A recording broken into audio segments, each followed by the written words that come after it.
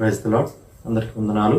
మన స్థిర ధ్యానములు సమయం ప్రారంభించుకుందాం. ప్రియులారా, ప్రార్థన చేసుకుందాం. మహాగణుడా, మహోన్నతుడా, అత్యంత కృపగల దేవా, మీకే స్తుతులు స్తోత్రాలు వందనాలు చెల్లించుకుంటున్నాను. ఆయన ఉన్నతమైనటువంటి స్థలంలో నివసిస్తున్నటువంటి గొప్ప దేవా యేసయ్యా, మీకు స్తోత్రాలు వందనాలు. దేవా, మాట మాత్రం సెలవిస్తూ సృష్టి యావత్తును సృష్టించినటువంటి గొప్ప దేవా, మీకు స్తోత్రాలు చెల్లించుకుంటున్నాం. దేవా, మరి తండ్రి, మీ పక్షంగా నిలబడిపోయేటువంటి దేవా మీ దైవజనుల్ని మరొకసారి మీ ఆత్మాభిషేకంతో నింపి, దేవా మరి తండ్రి, మీ సిలువను గుర్చినటువంటి అనేక విషయాలు మీరు మాకు బోధిస్తూ ఉండగా, దేవా వినగలిగే చెవు, గ్రహించగలిగే హృదయం, దాచుకునే మనస్సు మెండుగా మీరు మాకు అనుగ్రహించమని ప్రార్థన చేస్తున్నాం. మీ స్తోత్రాలు. దేవా మరి తండ్రి ప్రభా, మీ యొక్క సిలువను గుర్చినటువంటి అంశాలు దేవా మేము వింటూ ఉండగా ప్రభా, ఇంకనూ మీ సిలువకు మేము దగ్గరగా రావడానికి సహాయం చేయమని ప్రార్థన చేస్తున్నాం. మీ సిలువ ప్రేమను మేము ప్రభా సంపూర్ణంగా పరిపూర్ణంగా అర్థం చేసుకోవడానికి మాకు సహాయం చేయమని ప్రార్థన చేస్తున్నాం. సమస్త విషయాల్లో సహాయం చేయండి. మీ సిలువలో ఉండేటువంటి యొక్క గొప్ప శక్తి, జయాన్ని, బలాన్ని మేము పొందుకోవడానికి సహాయం చేయమని ప్రార్థన చేస్తున్నాం. స్తోత్రాలు. ఇదిగో ప్రభా, ఈ సమయాన్ని మా కొరకు దీవించండి. మీ ప్రియులు వారి గృహాల్లో చేరి ప్రార్థనలు ఏకీపిస్తుండగా మీ సన్నిధి వారికి తోడుగా ఉంచమని ప్రార్థన చేస్తున్నాం.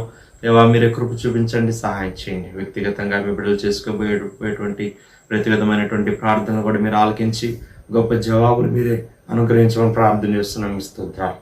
సమస్త విషయాల్లో సహాయం చేయండి. మీ నామానికి మనం తెచ్చుకోండి ప్రభా. ఈ కొద్ది సమయాన్ని మా కొరకు దీవించమని ముందున్న సమయం అంతటిని మీకు అప్పచెప్తూ యేసుక్రీస్తు వారి పరిశుద్ధమైన నామంలో స్తుతించి ప్రార్థన చేసి అడిగి వేడుకుంటున్నాం పరలోకపు తండ్రి, ఆమేన్.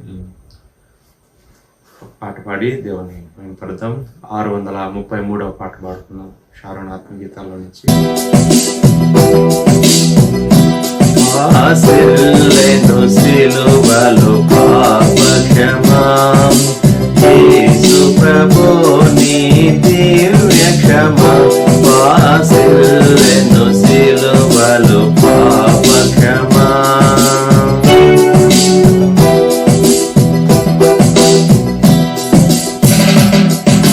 కలువరిలో నా పాపము పొంచి సిలువకు నిన్ను ఆపతి చేసే. కలువరిలో నా పాపము పొంచి సిలువకు నిన్ను ఆపతి చేసే. కలుషహరా కరుణించితివి, కలుషహరా కరుణించితివి. మాసిల్లెను సిలువలో పాప క్షమా, దోషము చేసినది నేనే కదా, మోసముతో బ్రతికిన నేనే కదా.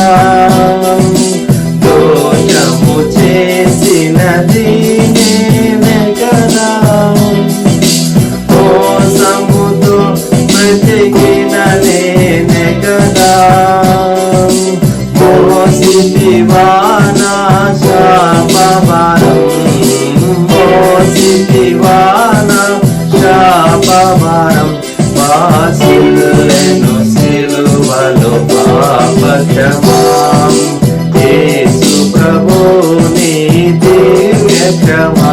వాసిల్లెను సిలువలో పాప క్షమా.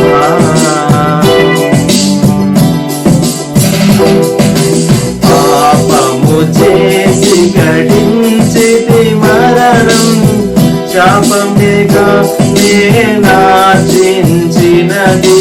పాపము చేసి గడించితి మరణం, శాపమేగా నేనాచించినది. కాపరివై నన్ను బ్రోచితివి, కాపరివై నన్ను బ్రోచితివి. మాసిల్లెను సిలువలో పాప క్షమా, యేసు ప్రభు నీ దివ్య క్షమా. మాసిల్లెను సిలువలో పాప క్షమా. ఇందులకో నాపై ప్రేమ అందదయా స్వామి నామదికి. ఇందులకో నాపై ప్రేమ అందదయా స్వామి నామదికి అందులకే భయముందితిని అందులకే భయముందితిని మాసిల్లెను సిలువలు పాపక్షమాం యేసు ప్రభుని దివ్య క్షమా మాసిల్లెను సిలువలు పాపక్షమా నమ్మిన వారిని కాదనవనియు నెమ్మది నొసగడి నా ప్రభుడవని నమ్మిన వారిని కాదనవనియు నెమ్మది నొసగడి నా ప్రభుడవని నమ్మితిని పాదంబులను నమ్మితిని పాదంబులను మాసిల్లెను సిలువలు పాపక్షమాం యేసు ప్రభుని దివ్య క్షమా మాసిల్లెను సిలువలు పాపక్షమా.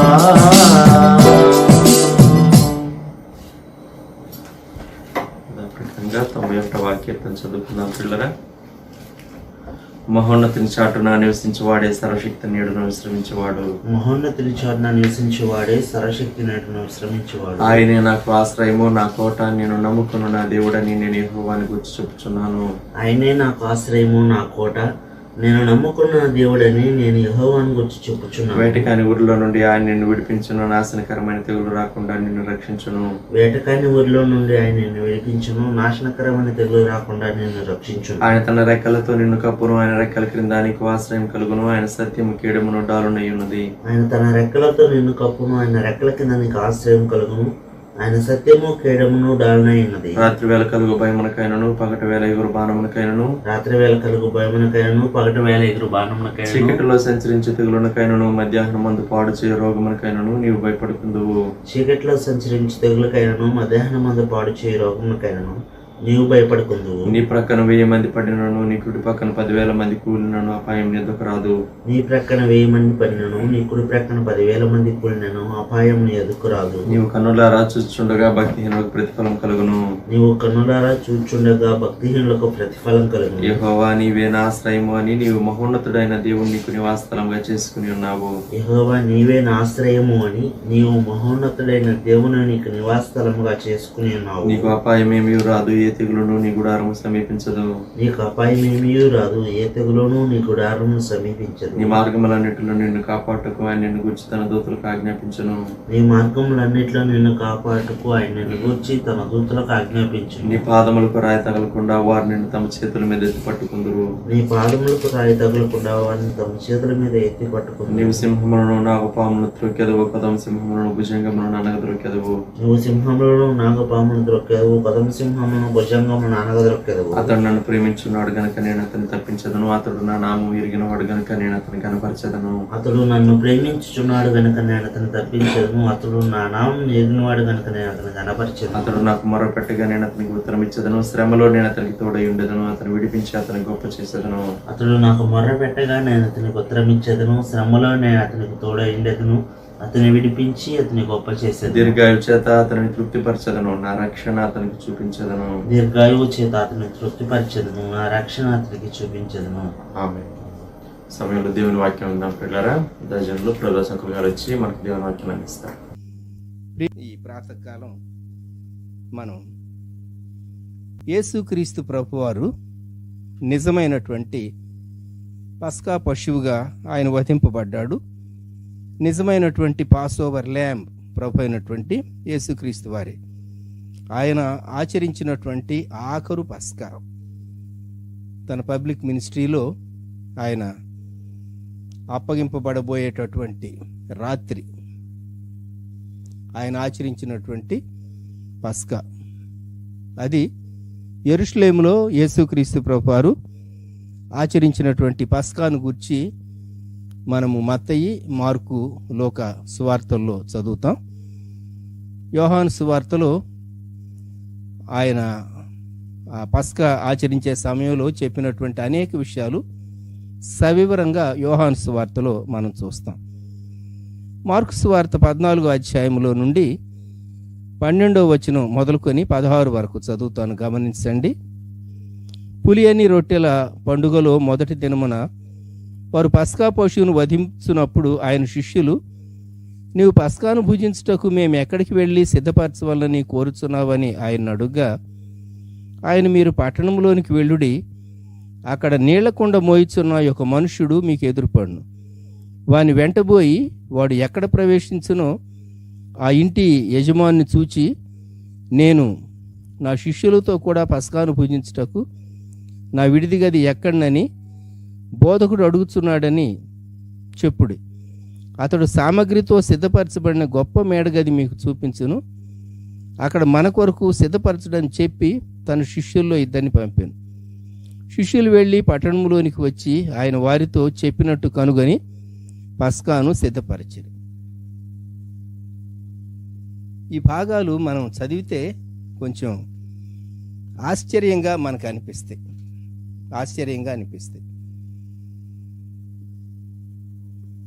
కారణం, యేసుక్రీస్తు ప్రభువారు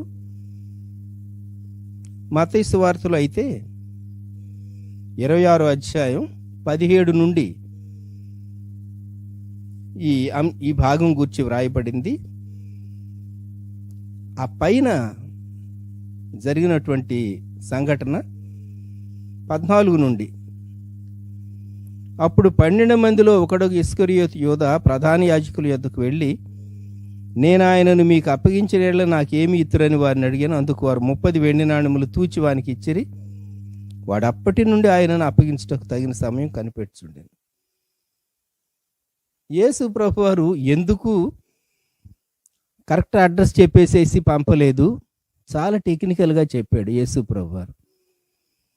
మీరు పట్టణంలో ప్రవేశించండి అంటే యెరూషలేములో ప్రవేశించినప్పుడు మార్కు సువార్తలో మనం చదువుతాం, నీళ్లకుండ మోసేటటువంటి ఒక మనుష్యుడు మీకు కనబడతాడు, మీకు ఎదురు పడతాడు. అతని వెంటే వెళ్ళండి. అతడు ఎక్కడికి వెళ్తాడో మీరు అక్కడికి వెళ్ళండి. ఎందుకు ప్రభువారు ఇలా చెప్పాడు? ఆలోచించండి. మరి లూకాసు వార్తలో సహా మనం ఈ భాగాన్ని గూర్చి ఆలోచించినప్పుడు లూకాసు వార్త 22వ అధ్యాయము 10వ వచనం, ఇదిగో మీరు పట్టణములో ప్రవేశించినప్పుడు నీళ్లకుండ మోసుకొని పోవచ్చున్న ఒకడు మీకు ఎదురుగా వచ్చును, అతడు ప్రవేశించు ఇంటిలోనికి అతని వెంట వెళ్ళి, నేను నా శిష్యులతో కూడా పస్కాను భుజించుటకు విడిది గది ఎక్కడనని బోధకుడు నిన్ను అడుగుతున్నాడని ఇంటి యజమానితో చెప్పుడి. అతడు సామగ్రి గల ఒక గొప్ప మేడగది మీకు చూపించును, అక్కడ సిద్ధపరచుడని వారితో చెప్పాను. వారు వెళ్ళి ఆయన తమతో చెప్పినట్టు కనుగొని పస్కాను సిద్ధపరిచారు. ఈ భాగం చదివితే మనకేమనిపిస్తుంది? వీళ్ళని ఇన్ని తిప్పలు పెట్టకుండా నేరుగా అడ్రస్ చెప్పేయచ్చు కదా యేసు ప్రభువారు. ఇంటి యజమాని పేరు చెప్పి ఉండొచ్చు కదా. మనం పైన ఒక భాగం చదువుకున్నాం. ఇస్కరియోతు యూదా యేసు ప్రభువును అప్పగించడానికి సమయం కొరకు కనిపెడుతూ ఉన్నాడు. అందుకని యేసు ప్రభువారు చాలా టెక్నికల్గా చెప్పాడు. యేసు ప్రభు శిష్యులమైనటువంటి మనకు చాలా వివేకం, చురుకుదనం ఉండాలి. ఎందుకు అంటే యేసు ప్రభు పేరు చెప్పాడు అనుకోండి, అడ్రస్ వీధి చెప్పాడు అనుకోండి, ఇస్కరియోతు యూదా ముందే అప్పగించేసేసి ఉంటాడు. ఆ సమయం రాకముందే కొన్ని గంటలు యేసు ప్రభు వారు గెత్సెమనేలోకి వెళ్ళాలి, ఆయన ప్రార్థించవలసి ఉన్నది, ఇవన్నీ జరగాలి. అయితే ఇస్కరియోతు యూదా ఆల్రెడీ పేమెంట్ రిసీవ్ అయిపోయింది. ఇస్కరియోతు యూదాకు పేమెంట్ తీసుకున్నాడు కాబట్టి తన పని అయిపోతుంది. అప్పగించేసేస్తే ఎంత తొందరగా ఫినిష్ చేస్తే అంత తొందరగా అయిపోతుంది. ఇస్కరియోతు యూదా సమయం కొరకు కనిపెడుతున్నాడు. మిగిలిన శిష్యులతో పాటు ఇస్కరియోతు యూదా అక్కడ ఉన్నాడు. అందుకే ప్రభువారు చెప్తూ ఉన్నాడు, మీరు పట్టణంలో ప్రవేశించండి, మీకు ఒక పురుషుడు, ఒక మనుషుడు ఎదురుపడతాడు. మామూలుగా నీళ్లు ఎవరు మోస్తారు అంటే ఆడవాళ్ళు మోస్తారు. ఆడవాళ్ళు కుండతో మోస్తారు. మగవాళ్ళు మోయవలసి వస్తే తోలు సంచితో వారు నీళ్లు మోస్తారు. అంతేగాని నీళ్ల కుండ పురుషుడు సహజంగా మోయడు. ప్రభువారు చెప్పినటువంటి సూచన ఏంటంటే, అక్కడ నీళ్ల కుండ మోయిస్తున్న ఒక మనుష్యుడు మీకు ఎదురుపడు, అతని వెనకే వెళ్ళండి, అతని వెనకే వెళ్ళండి. అందరూ లేడీస్ నీళ్లు మోస్తూ ఉంటే కుండలతో, ఒక పురుషుడు కుండ మోస్తూ వెళ్తాడు. కాబట్టి ఇస్కరియోతు యూదా ఒకవేళ వాళ్ళ వెంట వెళితే తప్ప ఇంటి అడ్రస్ ఇస్కరియోతు యూదాకు వెంటనే తెలియదు. రాణువారిని తీసుకుని వచ్చి యేసుక్రీస్తు ప్రభువారిని అప్పగించడానికి. అది అక్కడ టెక్నికల్.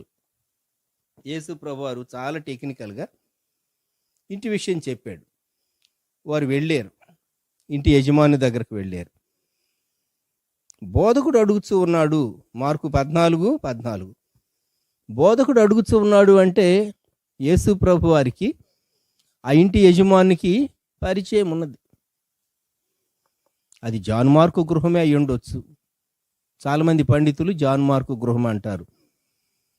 కొద్దిమంది ఒకవేళ డిఫర్ కావచ్చేమో కానీ, ఎందుకంటే ఈ గృహంతో, ఈ అప్పర్ రూమ్తో 3 సంఘటనలు ముడిపడి ఉన్నాయి. ఇక్కడ సామగ్రి గల గొప్ప మేడగది. 3 సంఘటనలు ఏమేమిటి అంటే, మొట్టమొదటిది ప్రభువారు తాను పాస్ ఓవర్ ఆచరించాడు. నిజమైనటువంటి గొర్రెపిల్ల తానే, నిజమైన పస్కా బలిపశువు తానే, లోకపాపములను మోసుకొని సిలువను మన కొరకు భరించినటువంటి గొర్రెపిల్ల తానే, తాను ఇప్పుడు పస్కా ఆచరిస్తూ, ఇది మీ కొరకైన నా శరీరం, ఇది మీ కొరకు చిందింపబడుతున్న నా రక్తం అని ప్రభువు చెప్పాడు. యేసుక్రీస్తు ప్రభువారు సిలువేయబడిన తరువాత పునరుద్ధానుడై యేసుక్రీస్తు ప్రభువారు తిరిగి లేచాడు. తిరిగి లేచి వారికి కనిపించింది కూడా ఆ గదిలోనే, మేడగదిలోనే. అపోస్తల కార్యం 1వ అధ్యాయంలో వారు తాము బస చేయుచుండిన మేడగదిలోనికి ఎక్కిపోయిరి అని మనం చదువుతాం. అపోస్తల కార్య గ్రంథం 1వ అధ్యాయం 13వ వచనం. తాము బస చేయుచుండిన మేడగదిలోనికి ఎక్కిపోయిరి. 2వ అధ్యాయంలో పెంతెకోస్తు అనే పండుగ వచ్చినప్పుడు పరిశుద్ధాత్ముడు దిగి వచ్చాడు. అది కూడా మేడగదిలో జరిగినటువంటి వృత్తాంతమే. గమనిద్దాం, ఈ ప్రాముఖ్యమైనటువంటి సంఘటనలన్నీ మేడగదితో లింక్ అయి ఉన్నాయి. బహుశా ఆ మేడగది ఇచ్చేటప్పుడు ఇంత చారిత్రాత్మకమైన సంఘటనలన్నీ జరుగుతాయని ఆ వ్యక్తి బహుశా ఊహించి ఉండడు. అయితే పర్ఫెక్ట్గా 13 మంది కూర్చోవటానికి, వారు పస్కా ఆచరించడానికి చక్కని సామగ్రి కలిగినటువంటి మేడగది, ఫుల్లీ ఫర్నిష్డ్ అప్పర్ రూమ్. ఈ ప్రాతకాలంలో నేను మీకు ఒక ప్రశ్న వేయగోరుతూ ఉన్నాను. నీవు యేసుక్రీస్తు ప్రభు కొరకైనటువంటి మేడగదివలే, సిద్ధపరచబడినటువంటి మేడగదివలే నీవు ఉండగోరుతూ ఉన్నావా? యేసుక్రీస్తు ప్రభు వాడుకునేటటువంటి మేడగదివలే నీవు ఉండగోరుతూ ఉన్నావా? ఇది ప్రశ్న. ఇది సామగ్రి గల మేడగది అని చెప్పబడింది. సామగ్రి గల మేడగది అంటే చక్కగా వారు కూర్చుని కంఫర్టబుల్గా పస్కా ఆచరించడానికి అది అనుకూలత కలిగినటువంటి మేడగది. ఒక వ్యక్తి దేవుని కొరకు, దేవుడు తాను కలిసి పని చేయటానికి తనను తాను అప్పగించుకొనుట అనేది, సిద్ధపరచుకొనుట అనేది చాలా ప్రత్యేకమైనటువంటి అనుభవం. ఎంతమందో వేదాంత విద్య అభ్యసిస్తారు, మంచిది. ఎన్నో సంవత్సరాలు వేదాంత విద్య, ఇండియాలో కానివ్వండి, ఇతర దేశాల్లో కానివ్వండి, వేదాంత విద్య అభ్యసిస్తారు. ఎందుకంటే తమను తాము దేవుని పరిచర్య కొరకు సిద్ధపరచుకుంటారు. It needs lot of dedication, lot of preparation, years of preparation. కొంతమంది అనేక సంవత్సరాలు వారు తమను తాము ప్రభు కొరకు సిద్ధపరచుకుంటారు. గొప్ప సామగ్రి గల మేడగది. ముందు సిద్ధపరచుకుంటే ఆ తర్వాత వాడుకోవటానికి అవకాశం ఉంటుంది. 2, యజమానుని యేసు ప్రభు వారు కబురు చేసి అడిగినప్పుడు ఇవ్వటానికి ఆ యజమానునికి సిద్ధమైనటువంటి మనస్సు ఉన్నది. ప్రభువుకు సహకరించాలి అనే సిద్ధమైన మనస్సు మనకి ఎంత మట్టుకున్నది. 2, ప్రభువు అడిగినప్పుడు సంతోషంతో సంసిద్ధతతో ఇవ్వటానికి మనము మనస్సు కలిగి ఉన్నామా? యేసు ప్రభువారు సిలువేయబడ్డాడు. ఆ తర్వాత ఇంటి యజమాని చెప్పుండొచ్చు వాళ్ళకి, నాకు ప్రాబ్లమ్స్ వస్తాయండి, దయచేసి మీరు అది వెకేట్ చేయండి. సరిగ్గా పాస్ ఓవర్ ఆచరించే దినాల్లో యెరూషలేములో విస్తారమైనటువంటి ప్రజలు ఉన్నారు. పస్కాకు వచ్చినటువంటి ప్రజలు. రూమ్స్ కనుగొనటం చాలా కష్టతరమైనటువంటి విషయం. అయితే ఆశ్చర్యం, ఈ గది మేడగది సిద్ధపరచబడినటువంటి మేడగది. మనం ఈ రోజుకి యెరూషలేముకి వెళ్ళినప్పుడు ఈ అప్పర్ రూమ్ చూడవచ్చు, మేడగదిని చూడవచ్చు. సిద్ధపరచబడినటువంటి మేడగది. ఒక వ్యక్తి తనను తాను దేవుని కొరకు, దేవుని పరిచర్య కొరకు సిద్ధపరచుకొనుట అద్భుతమైనటువంటి విషయం. ప్రియమైనటువంటి వారలారా, తనను తాను ఎక్విప్ చేసుకోవటం. ప్రపంచంలో అనేక దేశాలకు వెళ్ళినటువంటి మిషనరీలు తమను తాము ఎక్విప్ చేసుకున్నారు. ఆ దేశంలో తాము ఏ ప్రాంతానికి వెళ్ళబోతున్నారో ఆ భాషను నేర్చుకున్నారు. దూరంగా ఉన్నప్పుడు నేర్చుకున్నారు, ఆ దేశాలకు వెళ్ళి నేర్చుకున్నారు, ఆ భాషను నేర్చుకున్నారు. బైబిల్ను ఆ ప్రాంతీయ భాషలోనికి అనువాదం చేశారు. ఎంతగా తమను తాము ఎక్విప్ చేసుకున్నారో, కొందరు కొంత మెడికల్ నాలెడ్జ్తో తమను తాము ఎక్విప్ చేసుకుని ప్రభు పరిచర్య కొరకు సువార్తతో పాటు వారు వచ్చారు. వారి మెడికల్ మినిస్ట్రీని బట్టి ప్రజలు వారిని అంగీకరించారు. దానితో పాటు వారు సువార్తను కూడాను చక్కగా చెప్పడానికి అవకాశం కలిగింది. ఒక వ్యక్తి తనను తాను ఎక్విప్ చేసుకొనుట అనేటటువంటి అంశం మనకు చాలా ఆశ్చర్యాన్ని కలిగిస్తుంది. ఒక వ్యక్తి తన తాను ఎక్విప్ చేసుకోవాలంటే దాని కొరకైనటువంటి ఆశ, దాని కొరకైనటువంటి అపేక్ష, దాని కొరకైనటువంటి సిద్ధపాటు అవసరం. So he is willing to pay the price. మనము ఎక్విప్ చేసుకుంటూ ఉన్నాం ప్రభు కొరకు అంటే, ప్రభు కొరకు ఏదైనా కార్యం చేయటానికి మనం ఆ వెల చెల్లించడానికి సిద్ధపడుతూ ఉన్నాము అని జ్ఞాపకం పెట్టుకోవాలి. కాలాన్ని, సమయాన్ని తన స్వాధీనమందు ఉంచుకున్నటువంటి గొప్ప దేవుడు ఆయా దేశాల్లో, ఆయా కాలాల్లో, అనేక ప్రాంతాల్లో యథార్థవంతులను బలపరచడానికి, నిజంగా దేవుడంటే ఆయన ప్రేమించి భయపడేటటువంటి వారిని వెదకి రక్షించడానికి నేను ఎవరిని పంపించాలి? యెషయా అన్నాడు, ఇదిగో ప్రభువా నన్ను పంపుము. మేము ఎవరిని పంపేదము? నేనున్నాను, నన్ను పంపు. ఎప్పుడైతే వ్యక్తి తాను ఒకవేళ యెషయాలో సరే పెదవులకు తగిలి ప్రాయశ్చిత్తం చేసి ఆ తర్వాత వెళ్ళి ప్రకటించమన్నాడు. మనం సిద్ధపరచుకోవటం ఉన్నది, ప్రభు సిద్ధపరచడం రెండో భాగం ఉన్నది. మొదటి భాగం మనం సిద్ధపరచుకోవటం. ఇది ఫర్నిచర్తో సిద్ధపరచబడినటువంటి గది. ప్రభు సిద్ధపరిచేది ఉన్నది, అది ప్రభువే నేర్పిస్తాడు, అది ప్రభువే నేర్పిస్తాడు. సో 2 భాగాలు. మన భాగం మనం చేసినప్పుడు దేవుడు తన భాగం తాను చేస్తాడు. ఇక్కడ ఈ మేడగది చాలా దీవెనకరమైనటువంటి గదిగా ఉన్నది. మనము ప్రతి ప్రభు దినం, ప్రభు బల దగ్గరకు వచ్చినప్పుడల్లా ప్రభు ఆచరించినటువంటి ప్రభురాత్రి భోజనం, పాస్ ఓవర్ మనము జ్ఞాపకం చేసుకుంటూ మన కొరకు వధింపబడినటువంటి ప్రభు యొక్క శరీరాన్ని, రక్తాన్ని మనం గుర్తు చేసుకుంటూ మనం ప్రభు బలలో పాలు పొందుతాం కదా. 13 మంది యేసుక్రీస్తు ప్రభుతో 12 మంది శిష్యులు ప్లస్ ప్రభువారు. అందుకని ఒక సామెత ఉన్నది ఇంగ్లీష్లో, 13 at the table is considered unlucky అని. భోజనం బల్ల దగ్గర 13 మంది కూర్చోవటం అశుభం అని. కొన్ని హోటల్స్లో విదేశాల్లో 13వ రూమ్ నంబర్ ఉండదట. రూమ్ నంబర్ 12 ఉంటుందట, 14 ఉంటుందట, 13 ఉండదట. భయం అన్నమాట. యేసుక్రీస్తు ప్రభువారు అప్పగింపబడినటువంటి రాత్రి ఆయన ఫుల్లీ ఫర్నిష్డ్ అప్పర్ రూమ్లో యేసుక్రీస్తు ప్రభువారు పస్కా ఆచరించాడు. మనం అనుకోవచ్చు, యేసు ప్రభు ఆచరిస్తానంటే, యేసు ప్రభు అడిగితే నేను ఆయన కొరకు చాలా పెద్ద హాలే సిద్ధం చేసి ఇవ్వనా ఫర్నిచర్తో? ఎస్, కొన్ని దేశాల్లో సువార్త కొరకు ఆటంకాలు ఉన్నాయి.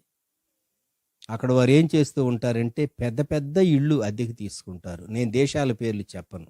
మధ్యప్రాచ్య దేశాల్లో, మిడిల్ ఈస్ట్లో పెద్ద ఇళ్ళు అద్దెకి తీసుకుంటారు, అంత అవసరం లేకున్నా సరే. ఎందుకు?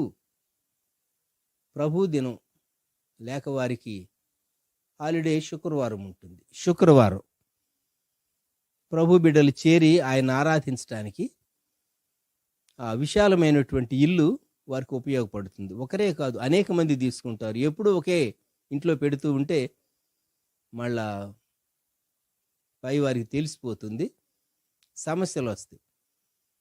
కనుక మారుస్తూ ఉంటారు, అకేషన్స్ వెతుకుతారు. ఎవరో birthday, baptism day, wedding day, లేక ఇంకేదో స్పెషల్ అకేషన్, ఇలాగూ ఏదో ఒక అకేషన్స్ క్రియేట్ చేసుకుంటూ ఇంకో ప్రక్క వారు గ్యాదర్ అవుతూ అలాగూ వారి విశ్వాసాన్ని కాపాడుకుంటూ ఉంటారు. కనుక మనం ఈ సమయంలో గుర్తు చేసుకునేది, సిద్ధపరచబడినటువంటి మేడగదిగా నీవు ఉండగలవా? ప్రభు ప్రవేశించడానికి, ప్రభు భుజించటానికి. ప్రభు అంటాడు, ఎవడైనా నా స్వరవిని తలుపు తీస్తే అతనితో నేను, నాతో అతడు కలిసి భోజనం చేస్తామంటాడు ప్రకటన గ్రంథంలో. ప్రభువు నిన్ను వాడుకునేటటువంటి, నీ ద్వారా అనేక మందికి ఆత్మీయ ఆహారం అందించేటటువంటి ఒక గృహంగా నీవు ఉండగలవా? ఆలోచించు. ప్రభువారు చాలా ఫైనల్ మ్యాటర్స్ శిష్యులకు ఈ అప్పర్ ఛాంబర్లోని అప్పర్ రూమ్లోనే చెప్పారు. అంతేకాదు యోహాను సువార్తలో మనం చూస్తాం, ప్రభువారు చేసినటువంటి చాలా గొప్ప ప్రార్థన. 17వ అధ్యాయం యోహాను సువార్తలో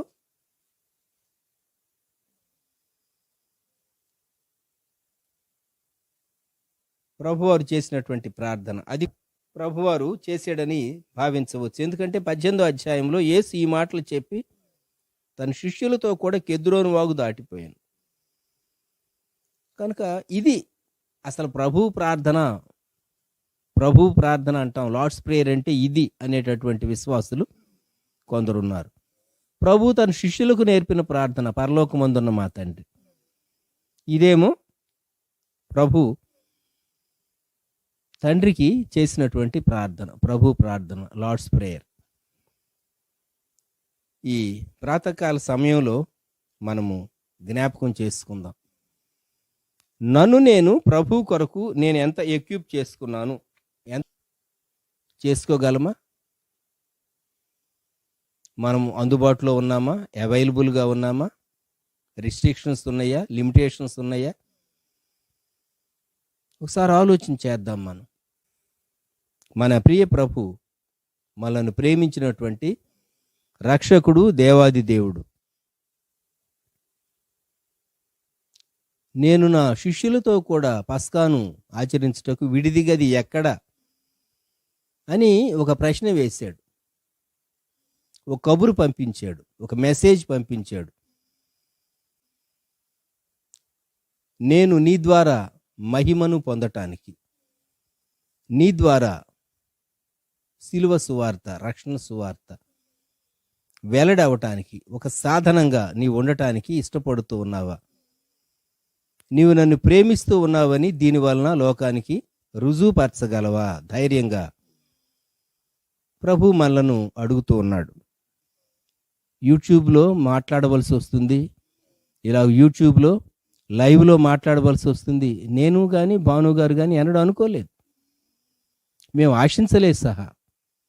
అయితే పరిస్థితులను బట్టి దేవుని బిడ్డలను, సంఘాన్ని బలపరచడానికి దేవుడిచ్చినటువంటి ఈ మీడియా వాడుకోవలసి వచ్చింది.